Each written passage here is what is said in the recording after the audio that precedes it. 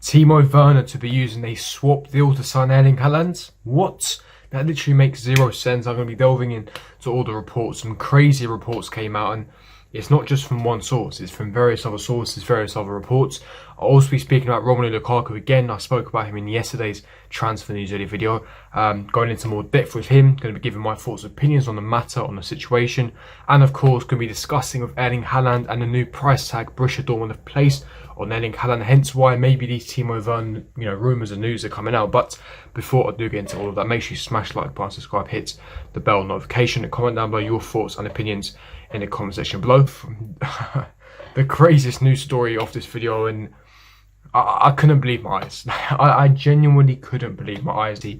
They have got some credibility issues. However, they have got some stuff right in the past, hence why I'm breaking this news. And they're stating that Timo Werner could be used in a deal to sign Erling Haaland, with Chelsea sending their own player plus a significant sum to Borussia Dortmund. This is said to be Roman Abramovich's formula. What formula? These guys are waffling. What formula are you on about? And this is essentially summarising the article that they wrote about this. And that is the main details. There's not much details in regards to price tags.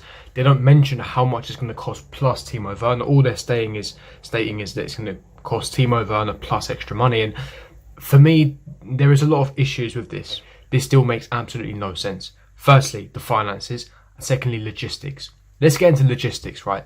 Timo Werner, let's look at some context here. Let's look at some background information and look at it from a logical perspective. We signed this guy literally last season, in the last summer window, right? So he hasn't even completed one full season at Chelsea, right? He hasn't completed one full season, and he's moved from the Bundesliga. He moved from the Bundesliga, from RB Leipzig to Chelsea, to challenge himself, to become that elite striker that he has the potential to become. That's why he came to the Premier League. And he's just settled in London. Remember, he's probably got a girlfriend and wife, etc. He's come to London. He's settled down in the pandemic.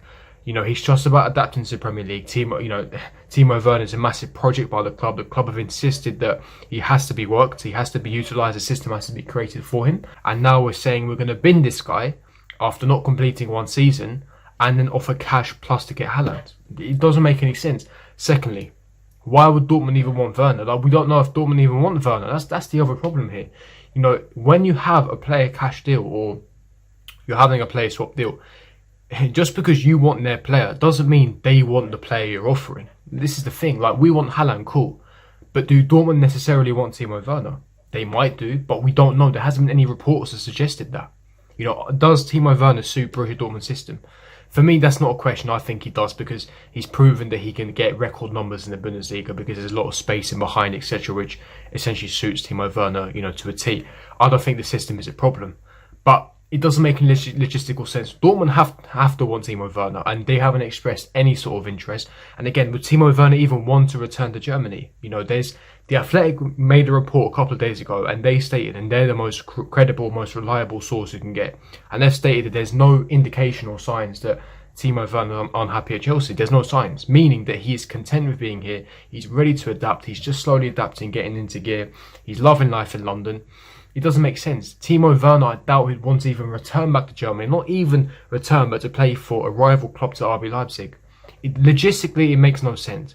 Okay, so if you're going to write an article on this, then put some figures down. Put some figures down. There's no figure. They've just said a significant sum. What does that even mean? That could range anything between Timo Werner plus 60 million, 70 million. Well, what does that even mean? Because I'll get into the Erling Haaland valuation that ESPN have quoted to have put in later part in this video. But even financially, it doesn't make any sense, because Timo Werner, wages wise, he's on about 130, 140 a week.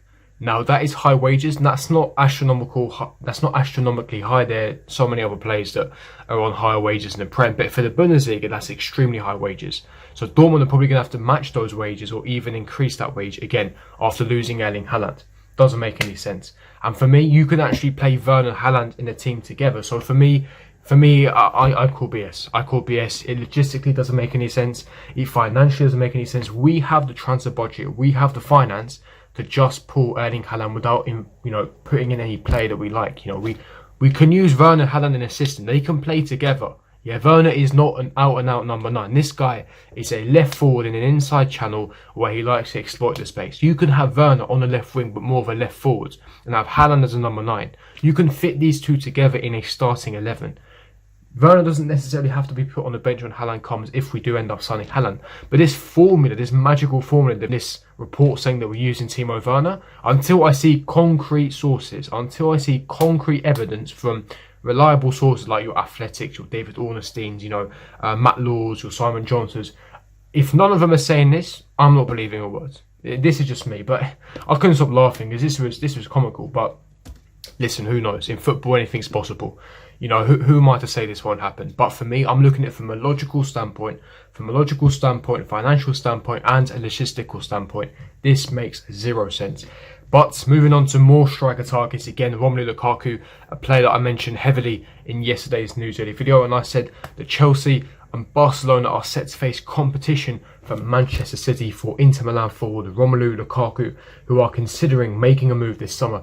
This is quoted by CM.com and various other sources and publications. These are Calcio Mercato, so it is an Italian publication. So again, as I said yesterday, Chelsea have made Romelu Lukaku a plan B option. Now, this came out from a reliable source in Matt Law, so again, it is legitimate. Take it seriously. Chelsea have put Lukaku on that shortlist if things don't go to plan for Haaland, because Haaland is the club's number one priority. However, according to the Italian publication, we are going to face competition. Now, a couple months ago, David Ornstein, he released an article on The Athletic, and he mentioned that Man City are actually interested in Lukaku. So the fact that Man City are interested is also, once again, legitimate. So Chelsea, Man City, we're both in for a striker. It's as simple as that. They're losing Sergio Aguero. They need to replace him, find a long-term successor. It seems like striker is also a priority at Chelsea. After finding out Werner is not your out-and-out number 9, we need a world-class striker to back in the goals because our XG, we're underperforming our XG. Now, both clubs want Haaland and Lukaku. Chelsea, Man City want Haaland and Lukaku. Now, in a perfect world, both of us, we get what we want, right? Whoever, either Man City get Haaland, Chelsea get Lukaku, or Chelsea get Haaland and Man City get Lukaku. In a perfect world, which again could possibly happen, both clubs get one of these world-class strikers. I personally hope we get Haaland. As I said in yesterday's video specifically, Haaland doesn't need that many chances to back. Yes, his link-up plays passing is a bit mid. It's not great. It needs to improve. But the beauty with Haaland is he's 20 years of age. He has world-class potential.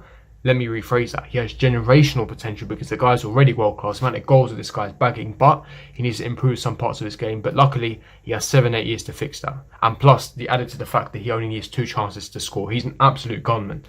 Lukaku, on the other hand, he misses a lot of big chances. His record against the top teams, against the top 6, is extremely poor. And again, his first touch and link-up play is poor. And against a low-block team in the Prem, you're going to struggle. And if you need 5 or 6 big chances to score, you're not going to get that many, especially against a low-block opposition. Hence why I have concerns over Lukaku. But I wounn't be against the signing of Lukaku. And so Barcelona are also interested in securing Lukaku's services. But what do you guys think? Leave me your thoughts and opinions in the comment section below. Going back to Haaland briefly.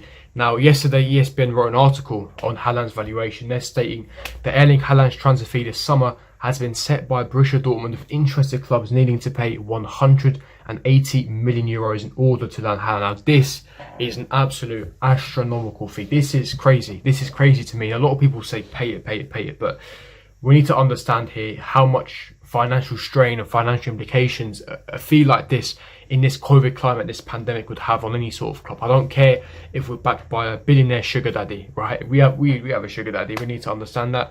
Do I care? We always get the mockery from rival fans that we're oil club, this and that, plastic. We don't care. Yeah, we're successful. That's all I care about. But in regards to this, 180 million euros seems very unrealistic for me. This is something I don't think Mourinho nor Roman would pay. I think that it could potentially be a case where Chelsea might pay a figure near this, but it's not going to be like anywhere near 180. I think it might be maybe tops 150 million euros, because Dortmund need the money, especially if they don't secure Champions League football. I think it's very premature for articles to come out and say, right, Haaland will cost this much, his valuation will be this much, because it really is dependent on if Dortmund secure Champions League qualification. If they do, then they have the negotiation power. Then they can command top dollar for him. But if they don't, then their negotiation power is weakened. Then they haven't got much of a big say. Then they might have to reduce their fee because they need the finances, they need the cash, and of course Haaland's not going to be willing to play in Europa League football. He's too good for that. So Again, I think it will be evidently clear how much Haaland will cost after we see if Dortmund secure Champions League football. That is the crucial factor here. We have to hope as Chelsea fans that Dortmund do not secure Champions League football, because it makes our life a lot more easier and we can secure Haaland for a much cheaper price. But that is me wrapping up the news daily video. If you could smash the like button, subscribe, hit the bell notification, and comment down below your thoughts and opinions in the comment section below. And I'll see all of you guys for my next video. Peace.